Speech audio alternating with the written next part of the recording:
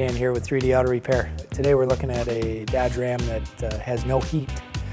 Getting into the winter months, the customer was getting concerned that the heat wasn't performing at all. We did some testing, figured out that the heater core was plugged up. It's kind of a common issue if you don't flush your antifreeze regularly. The antifreeze can gets kind of gummy, and it starts to plug those smaller orifices like what would be inside of a heater core. As you can see from these pictures, it's quite an extensive repair. We have to remove the dash, get the heater core box out, replace the heater core, put that all back together. Can take quite a bit of time and is kind of a lengthy repair. Can be expensive, but it is much better than not having any heat when you need it.